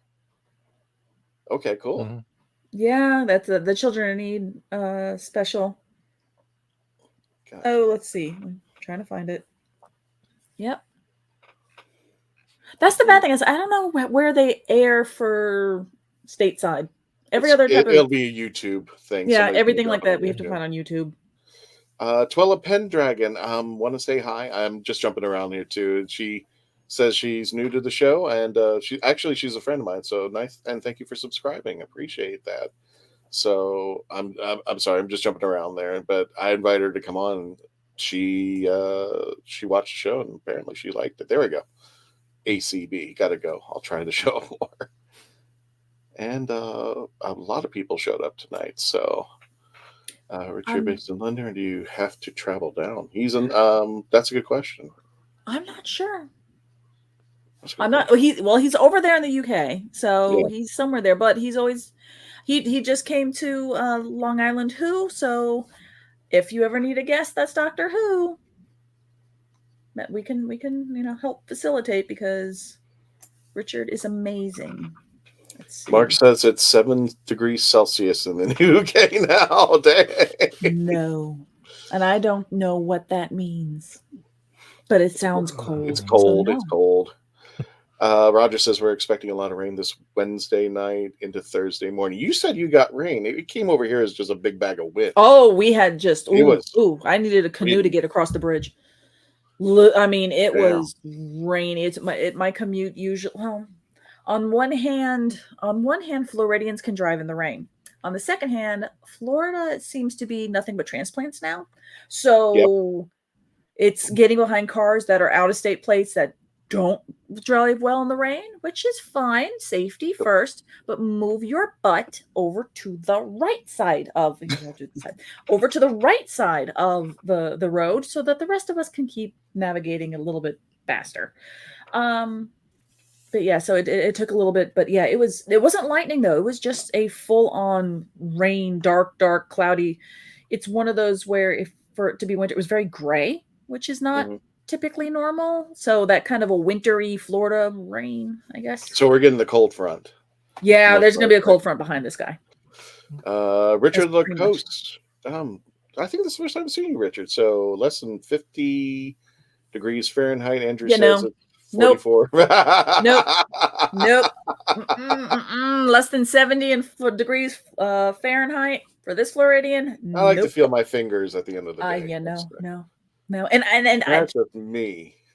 You can make fun of me. It's fine. I understand. But that's the Floridian blood. It's it's 95 degrees out. There's next to the reverse of that whole the Floridian and transplants. It was 90 degrees out, and everybody, you could tell the Floridians because the windows were rolled down, because you're driving, you're like, oh, it's beautiful out, and the windows are down, and everyone's going, what the heck? Because it's been 98. So you're like, oh, it's 90, it's cool. Anywho. Let's see. Andrew says 44 degrees Fahrenheit. Yep. No, me gusta. This is why we're all in Florida. This is why we're in Florida. Ooh, winter storm here in California. Ooh, winter storm. I keep forgetting how big it's like Florida, how California is just it's a huge state, north, south, but then west and east, you go west and then mountains. So I forget how we forget about the panhandle. The diversity occasionally gets lucky. Oh, the panhandle's Alabama. Well, I was like, it's still us. It's just they don't. I remember those memes that they put out about the weather chart, and Florida's the only one in red, and they will write something like this is, "We hate Florida Day" or something like that, or the red one. I'm just like, well, come on down here. Well, apparently they all did. Snowstorm. It's blue, purples, and white. Exactly. Except Florida, which is in red, orange. Red. Like how? Why? And it's always going down there. Donna, Carlene. Oh, it's been a while. Welcome, Phantasmagoria. I'm just, like I said, I'm just jumping around chat, so I wanted to make sure everybody earlier gets. Click on it when you see it. I don't want to cut you off though. What? Yeah, let me go ahead. I'll bring this up. Okay. Welcome, Phantasmagoria. I'm just jumping down from the top. Want to make sure everybody who was up there gets a chance. I know of Throgmorton's El Amartisia Challenger. Well, welcome. Don't forget to subscribe. There's that hashtag guru guy. Yeah, there's some guy. There's some guy. Some awesomely. Mark Robinson never knew that Edgar Allan Poe was quoted by Brandon Lee as Eric Draven in The Crow. Suddenly I heard a tapping. Oh, okay. As if someone gently rapping at my chamber door. Now I got to watch it. Fell down. Yeah, and Bosch had the kind of the crow. So what'd you think, Melanie? I mean, this is a gift that keeps on giving every year. I absolutely adore Phantasmagoria. The bad thing is when he said, and I understand why he's not doing Dickens this year, because what did he say? 18 different versions of Dickens. There was.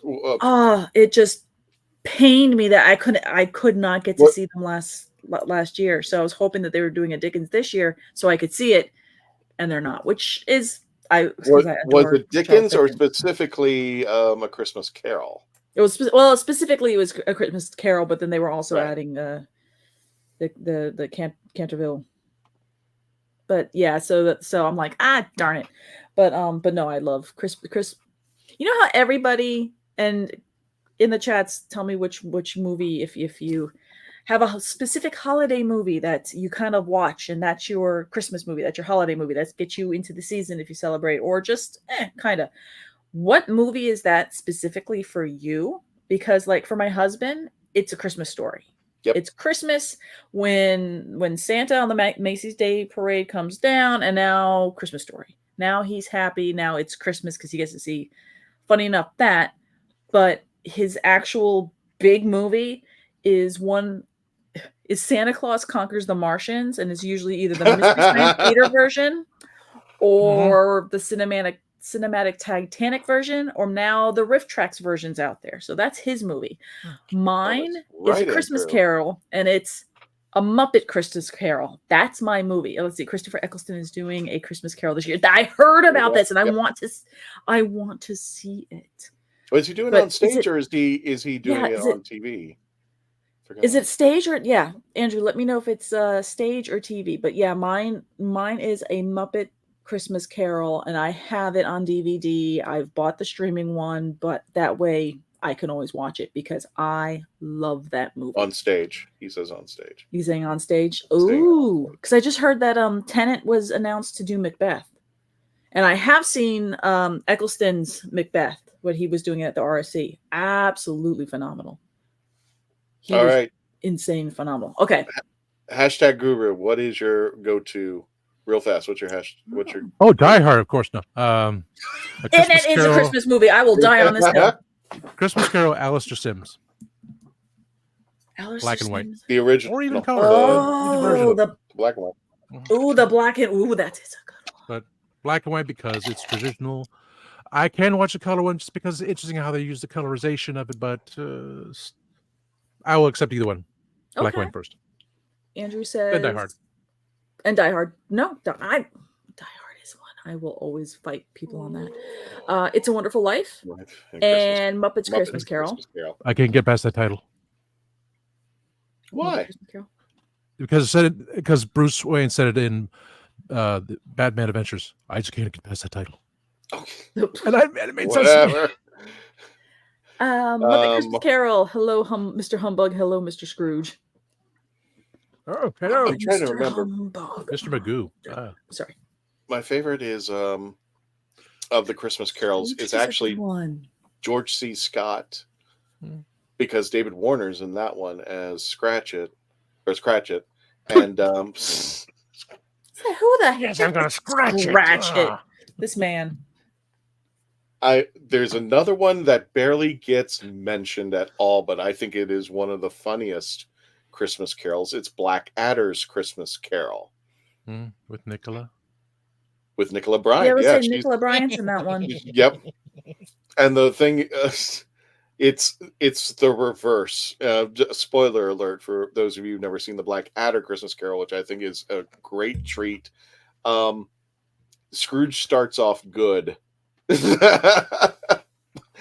the angel, the spirit accidentally gives him a reason to become bad. That's all I'm going to say. Mm-hmm. And it's an amazing adventure, and it's in great Blackadder form going through time up until he sees his future, and he's going like, "Oh, okay, here we go." I could have sworn there's one with Mark Strickland. I can't remember that. And the other, another Christmas Carol I love is Patrick Stewart's back in '99. I remember watching that one, going, "Oh, this one's good," but it didn't for me. Muppets. Blackadder Christmas classic. Scrooged. Oh yeah. Scrooged is a good one. Let's see. And then Roger says, I like the Nutcracker Ballet for Christmas. Yes. The Dance of the Sugar Plum Fairy is quite a great tune. All throughout high school and in my college, I did technical theater. So I was in either worked the fly rail or was a stagehand or all kind of stuff for the Nutcracker. So all that music just ingrained in my brain. And that's honestly one of those where if there's a performance somewhere, a live performance somewhere, I'd rather see that one live than to see it on stage. The same thing as Swan Lake. So a lot of ballet I like seeing live. You know what? And here's the funny part. And this has become recent for me. I can't think of it not being Christmas unless I see a Doctor Who Christmas Carol, which I think is excellent. Yeah. I love that one, especially with the passing of Michael Gambon. Gambon, yeah, who was Kazran Sardik, and that one hurt. That one just gave me a lot of Batman, Mr. Freeze vibes. Love David Warner and Once and Future. Okay, I'm gonna get that. We're gonna review that. I don't care how long it takes. I'm gonna get that one. Sir Patrick plays Grumpy so well. Very grumpy as Scrooge. Also, Melanie, I grew up HBO as a kid, and this is the time when they were repeating stuff over and over again, like Christmas Story.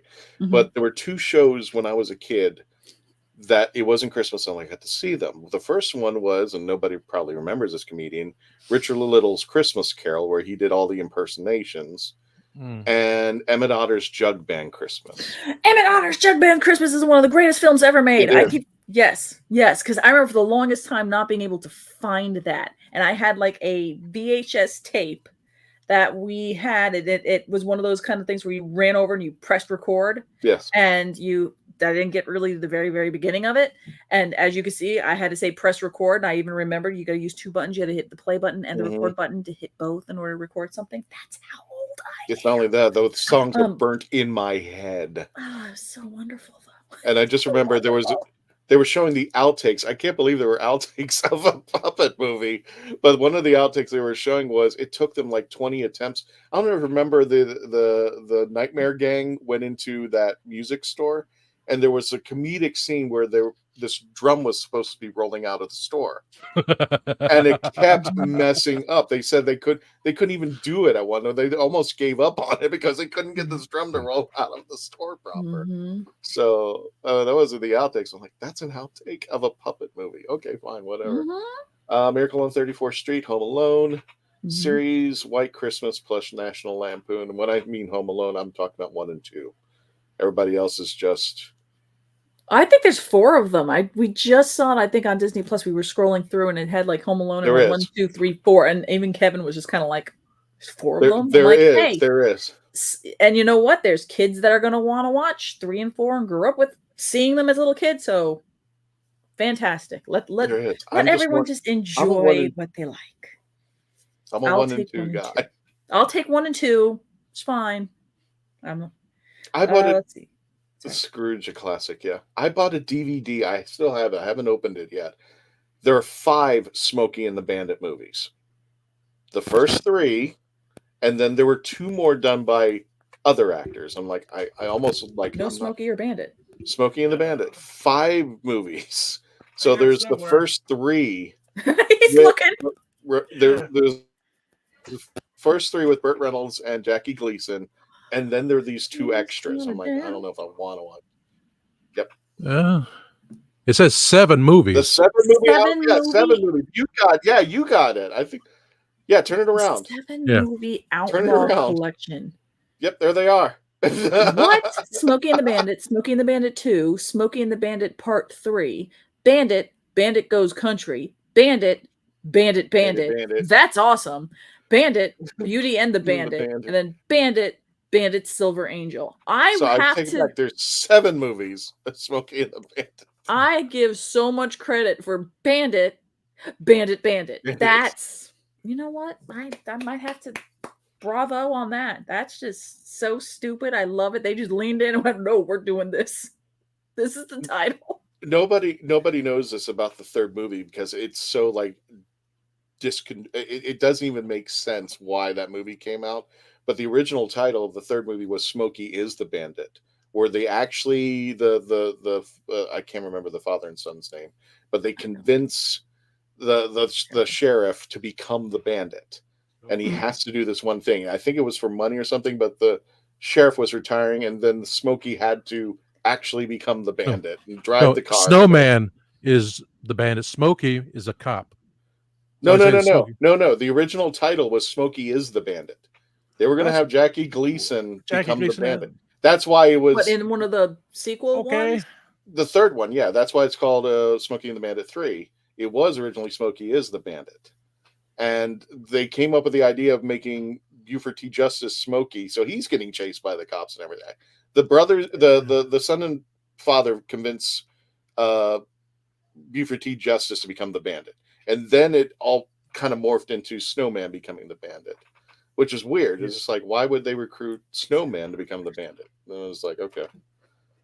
Bandit this time is personal, yeah. Yeah. classic Rudolph the Red-Nosed Reindeer, Frosty the Snowman, Oh, yeah. and Little Drummer Boy, the Yeah. claymation. That's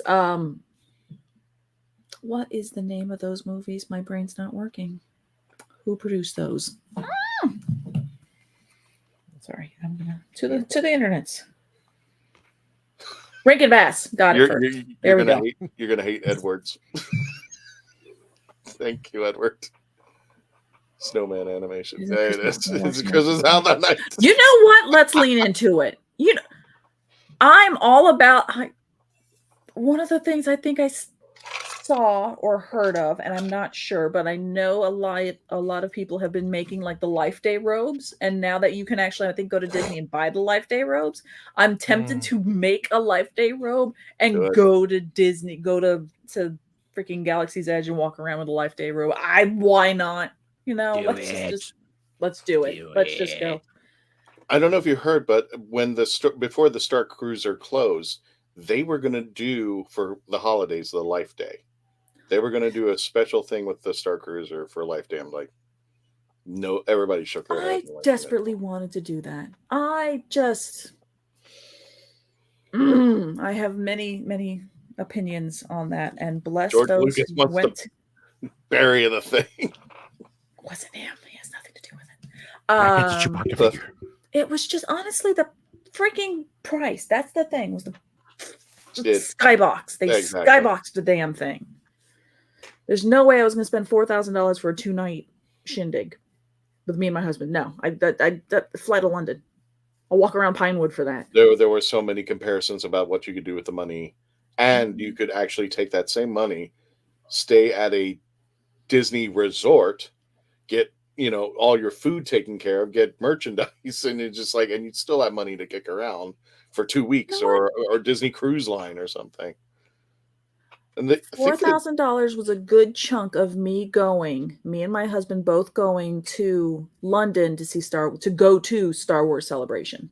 That was a decent little chunk of that. I would say a good majority of it because of the flights and everything. I did points and were very thrifty for most of it. So all said and told, and I mean, it's not equal parts here because clearly I did spend a little bit more money to go to London. Mm-hmm. But I also went to London for well over a week and not 2 nights. So yeah, anyway. Exactly. So yeah, you know what? Yeah, it could be. I could make the argument that it's the same thing because granted, even though for me Star Cruiser means I just get in my car and drive on it I-4 to get there, other people would have to fly in.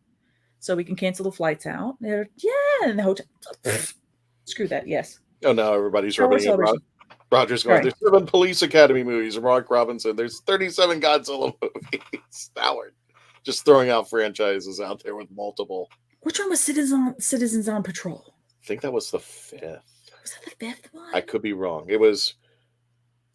Back in Training was 2, right? Police Academy. Oh, wait a minute. Training. Oh, we need to know this. Oh, we got to look. I used to I loved them. I was young. Some of the jokes went over my head. Other ones, they went right to me because I was just Citizens on Patrol, Project Miami Beach. Yeah, that was Miami. They went to Russia at one point, and Michael Winslow talks about their time going over country. It's like, I just remember his story about that. They keep doing a Police Academy kind of thing here in my neck of the woods, and I keep thinking about it because I'm like, it'd be kind of fun. And the whole time Kevin has to go Citizens on Patrol, and every time I walk by, he goes dun dun da da da da, and I'm like, I might do it just for the jokes. Oh, I'm so bad. You know, Michael Winslow lives in Winter Garden.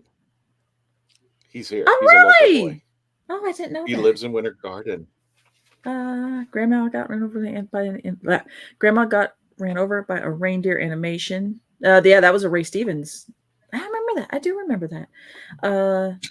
2 on the Block version, Canadian version of the 12 Days of Christmas. All right, guys. Now we're being silly. Fast and Furious. We are. We're having fun. I know, but might as well throw in Rocky movies and crap like that. Let's go. 300 Fast and Furious. Did you see there's another movie coming out? It's called The Beekeeper. It's John Wick Part 2. Think of another John Wick franchise, except it's Jason Statham. Statham? I can never say his name. It's like he's John Wick, except it's like he's the beekeeper. And it's just like instead of John Wick losing his dog, he loses a very nice, elderly, sweet Mrs. Huxtable, like the sweet Claire Huxtable figure in his life. And then he just goes on a rampage and just it's murder spree. And I'm like, I will watch that. So fun fact. There's another one. Wasn't there an SNL skit with The Rock? He was protecting the forest or something like that. It's just so weird. I think so. Airplane. Airplane. It's a bad time to quit amphetamines. I love Airplane. Airplane's amazing. Quotable movie. Oh, what an amazing movie! That's just fantastic. Airplane, and the second one wasn't bad either. It wasn't great, but. It wasn't great. It just had the magic. Of course, it wasn't gonna have. Yeah. Well, they needed everybody back. They definitely needed Leslie Nielsen if they were going to do it, and that he was like the heart of that movie. Mm-hmm. There was no way to get around it. He was really the heart of the first movie. You know, Don't Call Me Shirley and all that, and and then he did his own. God knows how many movies he's done of that genre. Well, that was the movie both he and Bridges. Mm-hmm. Both were so much serious actors that this was the movie that pushed him into comedy. And then for my generation, because I was born in 79, like 4 days late, so I was like technically kind of 80s, so I was more of an 80s baby. That growing up, all the movies I saw were just those two as just comedic. So when they started doing serious again, I was like, what is this? So it was like they had two arcs of people going, wait, you're just a drama serious actor, what are you doing comedy? And then years later, wait, you're just a comedic actor, what are you doing serious? Realizing, oh no, they both can do both. But then for a little bit they got typecast until they got that's why I get it won, because the Zucker brothers really enjoyed it. He got deadpan down. I mean, nobody could get it down, but he pulled it off, and that's why he was brought in. Mm-hmm. And when to see a movie, what was it? Creep Show, of all things. Yes, he was the bad guy in Creep Show. I can hold my breath a long time. Sorry, I'm like, whoa! I just couldn't. I'll take my coffee break. You killed my granny. Prepare to die. Question to ask you, panel, from the American viewpoint. Or point of view, which is better, Carry On films or National Lampoon films? I've only seen one Carry On film. What's a Carry On film? There's a series. It's just like National Lampoon, Carry On something or other. It was like Carry On Soldier, and I think, if I'm not mistaken, Mark, correct me, I think Carry On Sergeant or Soldier that had William Hartnell, and I saw Carry On Columbus that had John Pertwee in it. So there's a lot of it's a Carry On series. It's similar just to a comedy series like Airplane and stuff like that, but more of the British humor. But National Lampoon films, I don't know, they're separate but same in my they have their own thing. You can tell which one's like Americanized, one is British. They're different types of humor and such. Keanu Reeves can do any genre of any movie. Where's that movie that I keep seeing that they're going to take? They should take Keanu Reeves and I can't think of his name, the guy from the Mummy movies. They should Brendan Fraser. Brendan Fraser, yeah. Brendan Fraser. And it'll be a big hit. Doesn't matter what. You can have anything. What's a Carry On film? Think naughty British humor. Yeah. Okay. That's essentially it. It's those superhero film or those comedies that Leslie Nielsen moved on to. Oh yeah, the really leaning into like the spoofs kind of ones, but spoof silliness, kind of, but the really silly campy. I'm trying to think what movies would be like that. Funny enough, I've never been a big National Lampoons person. It just wasn't.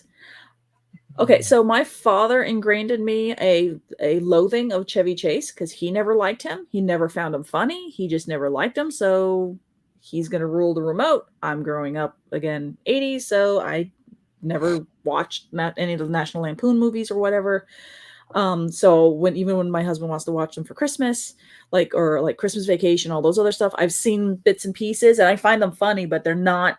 I don't get that nostalgic kind of laughter along with what I think most of Americana, I would almost say.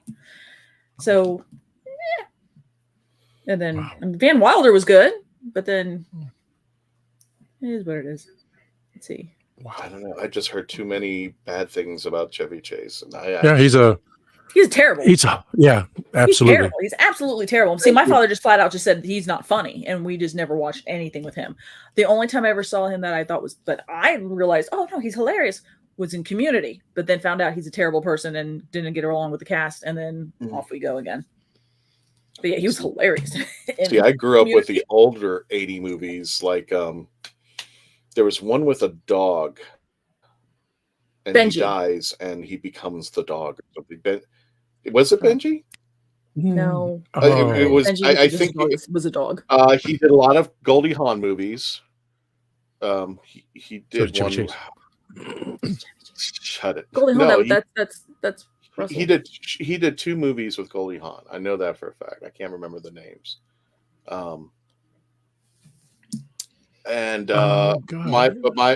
My claim to fame for him is Fletch. I loved him in Fletch.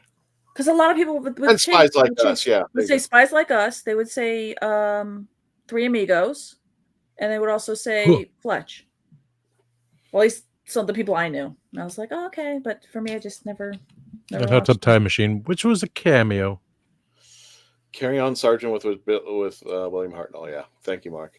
There it is. Yeah, I remember that. I hadn't seen that. I'm going to see that whenever I get a chance, among some other things I have to do. Yep. Yeah, he didn't get on with the Community cast. I kind of liked it, but I grew up as a kid, so I thought Chevy Chase was the bomb because he was doing all these. He came from SNL, and I liked him in Fletch. I kind of liked the way that he was just like, you can tell, I think he was let loose to do things. I think he improv'd a lot. That's my opinion. I don't know the facts behind it, but that's the feeling I get. You know, I remember that scene that they had discussed, of all things, in Caddyshack, where Harold Ramis was told by the producers, you will have Bill Murray and Chevy Chase in the same scene. and like Harold Ramis is like, no. And he just basically had to do what they were going to do. I think they improv the whole scene. But those two, if you know anything about the history of SNL, those two, I think, literally duked it out at one point. I mean, they hated it. So think about it. You're the director of this new movie. You're this new director for Caddyshack. Your name is Harold Ramis. And you have to take these two monolithic comedic giants who despise each other and forced to put them in a scene together and have it out. So if you look at the scene between the two of them, you can tell they're kind of, everything is just disjointed. There's nothing between the two. And they weren't even hiding the fact that they loathed each other then. See, I've never really seen Caddyshack, and when I tried, I'm like, it's not my humor, it's not my genre, it's not just everything about it. I'm like, it's not me. Again, much respect for those who think it's the greatest film in the world. Just not my cup of tea. It was the lightning that shouldn't have struck. It worked so well. If you really, what was it? Somebody was taking the movie and dissecting it as like, you know, for plot, for characterizations and everything. If you really think about it, it's a horrible, horrible story. But yet you just had the right amount of ingredients in the soup to stir it, and it all just worked out. You had Ted Knight, you had Cindy Morgan, you had Chevy Chase, you had Bill Murray, who was only on there for a week. But he just came up with his own stuff, and Harold Ramis is just letting them do their thing, and it just became a classic. And it should never happen, but it Kurt did. Russell was in a lot of two Goldie Hawn. I remember him in Overboard with both of them.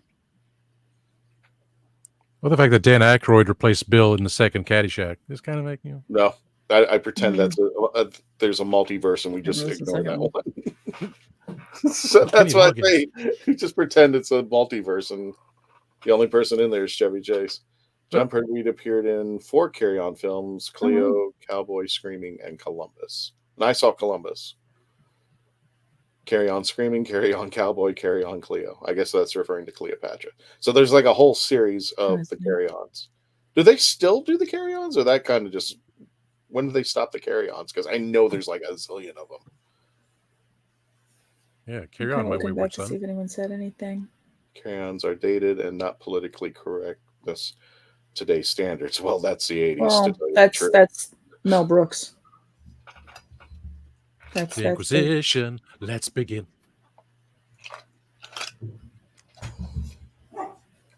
Oh. Yep, that would be my dog. Sorry. Dog alert. Dog alert. Do I have to make one? I think they stopped them in the 90s. You might be right. Okay. Aight. Scratching. Scratch it. I think Scratch we're it. done. Okay, I think we're done. We're done. Okay. 15 people watching us. I don't know why. We're just vamping. Why not? Yes, that's right. They're not married, but they've been not married. together. They're still together, I think, because they've been together for like ever. They are. They just. I remember the. What did they just call them? No, Yeah. Kurt just did. I think he said it was going to be his last movie. I forgot what it was called, but it's a Santa Claus movie. He's Santa, and Goldie's Mrs. Claus. And I think we find out that Mrs. Claus is at the second movie, and I think he did a sequel. And I think he said he was done. He wasn't going to do any Was more. it a Disney one? No, it's not a Disney one. I'm wow. 90% sure. It was just like one of those off the cuff. Because it'd be kind of funny since his whole career started Disney when he was young. Mm-hmm. If he went full circle, went Full back. Because I mean, circle. he did do Marvel, so it's kind of Disney-ish. And I'm just shocked that the Santa Claus has a series. Mm-hmm. Tim I saw Allen that. has a TV series, yeah, and I think they're already on season 2. I'm like, season 2? I keep forgetting about the Santa Claus. Those movies are amazing too. 1, 2, and 3. Agreed. But, yeah, because the I like the second one the best. 3 was 2. Which one was 2? Wait. 3 was Jack Frost. The 2 wife. is where he gets a wife. Okay, that's right. Okay, yeah. I have to admit, I really do like all of them. I mean, the first one, great premise and everything, and then they came out with the sequel with the wife, still worked. I love when he was pulling the presents out, with all the vintage toys and stuff. I thought that was hilarious. That was just heartwarming and great. And then the third one with Jack Frost, and then meeting the parents coming over with Alan Arkin and oh my lord, I can't remember her name. The mom, she's also amazing. She used to do stage. And Margaret. Here we go. But yeah, anyhow. So what's the plan for the 60th? Will you be watching live reaction? I don't know. That's going to be a Christian thing. And since he just disappeared, yeah, it's probably maybe grabbing a pup. I'm not sure. Let's see. Anyone in London? There's a free Doctor Who exhibition near Hammersmith. So hey, if you're watching and you're in London, 1, why aren't you asleep? 2, bless your soul for not being asleep right now. This is maybe the sound of my voice is making you the droning on is making you fall asleep. But before you fall, exactly. Doctor Who exhibition in near Hammersmith. Let's see. I think Kurt said he would do a cameo as Snake Plissken if John Carpenter asked him to. That would be amazing. I don't know if John's doing anything more. I don't think. Yeah, that last Halloween movie was not. I haven't even seen it, and I'm staying away from it to tell you the truth. And Fluffy. Oh, I don't know. I like Joe K. Boy's good. Joe Boy's pretty good, but I'm like, I don't know why Fluffy's good. If I had to pick, Lewis Black. They're both up there. Ooh, they're both up there. Mel ASMR. I'll just sit here. Here you go. 1 a.m. There's all fine here. Cut some soft soap up over and over again. I know, right? This was a question for you, sir. So what's the plan? I don't know, Mark. It really depends. Told you. We're going to be... Well, it's not like the BBC know. dropping it. It's like, when are they going to stream it? Who's available on the team at that time? because that's a Saturday after Thanksgiving. That's just basically all of Thanksgiving is blown in my schedule. Mm-hmm. So I'm just so glad that they're not playing it on Thanksgiving. I was so afraid. But like, look, it's a Thursday. streaming.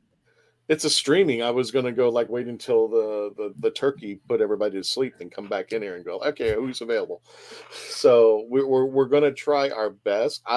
For me, I would love to do a watch and a review party together, but if it doesn't happen, we'll do our best to do it. So that is the plan, and I think I said that on previous episodes. We don't have a plan. We're just trying.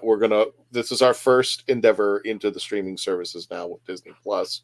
Mm-hmm. So we're going to see who's available, and if we can do a watch party, I would love to. If we can do back to back, whatnot, or we may just do Tuesday nights and just review it.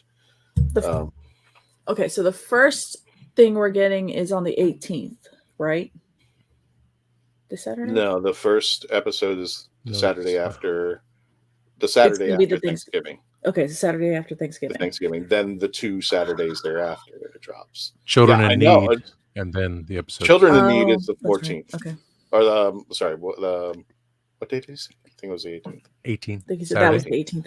Yeah, so Children in Need, and even then, it's a hit or miss whether we're going to see it or not. There's a documentary on Channel 5 UK an hour after Star Beast. I saw some of the YouTube docs of David Tennant reviewing the regeneration between Tom Baker and Peter Davison, and they had an outtake, the scene outtake behind the scenes. Son of a... And it was just funny to watch. It's just like, oh, that's... He sees Tom Baker get up and leave, and he goes, oh, that's the last time he's being filmed. That's the last time he's Doctor Who. He's just like, no. It's Friday? It's Friday the 17th. Rodney Dangerfield's comedy was quite a hoot. Yeah. Never be another guy like him. Let me tell you. Oh, my wife. Oh, well, she sits around a house. Oh, she sits around a house. I kind of like the straight guys. When I mean the straight guys, I mean like I like Ted Knight. I used to watch him when I was a kid. There was a series. I think it was kind of Straight Man. Too Close for Comfort. I liked him in that when I was a kid growing up. With Jim J. Bullock, yeah. Children in Need, Friday the 17th, Star Beast. And the Star Beast is 25th. Yeah, that's the Saturday after. So you see, this is where we're going to do our best. If the worst case scenario, we'll review it on Tuesday. Yeah, because that's the bad thing. Is like it's for me. I have a show on the 25th and 26th. It's called Shopapalooza. So if you're in the Tampa Bay area and you want to come over to St. Pete. We're having a huge small business small business Saturday. It's a lot of artists, a lot of small businesses out on the park. It's gorgeous, beautiful weather always, all that kind of stuff. You can shop small, support all that kind of fun stuff. But that's Saturday and Sunday, Thanksgiving weekend. So, and then compile that with the 25th is my mother's birthday and the 26th is my husband's birthday. So it's gonna be busy for Momo. It's gonna be. It's the same reason why I don't go. I would love to go to Chicago TARDIS, and it's Thanksgiving weekend. It's just impossible. That's just family. Yeah. There's no way to get out of it. I'm just like, I wish I had, a Doctor Who family. Yeah, we all take a trip. Local family, yeah. Yeah, but it's my local family. So, it's local. I mean, if it was local, you're like, oh yeah, I can do that. I have the time off. Yeah, here we go. Exactly. Or I just like, it's Chrissy. Is Chrissy asleep? Okay. The go. I gotta go. Then we got 2 others on the 2nd and the 9th, plus Doctor Who Unleashed. Behind the scenes. Yep. Speaking of behind the scenes, let's go ahead and give it a wrap because I got to take Summer out. Yep. I think Jess will be at Chicago TARDIS. Yay. Cool Beans 23rd. I know for a fact that Carol Ann Ford is supposed to be there. Ooh. Right after the premiere. So that's going to be interesting that she's going to show up over there. Who knows? Mm-hmm. Anyway, folks, let's go ahead and wrap it up. Don't forget to check out over on the Instagram at Pieces of Melee for Melanie Dean and over on the YouTube channel for the Reverend Namagon and Tasty Cakes. You got to say it right. You got to say it that way. And for those of you who joined us tonight, thank you so much. We hope you enjoyed Phantasmagoria. Thank you, Phantasmagoria, Lord Byron, and all the team out there. And a special thank you to Richard Ashton for showing up out there. Don't forget, on the way out the door, like, comment, share, and subscribe. Let your folks and friends know that we want to be the #1 Doctor Who podcast for you as we enter into the holiday season, the new year. So thank you, everybody, for joining us. Tony, it's time. Take us out, brother.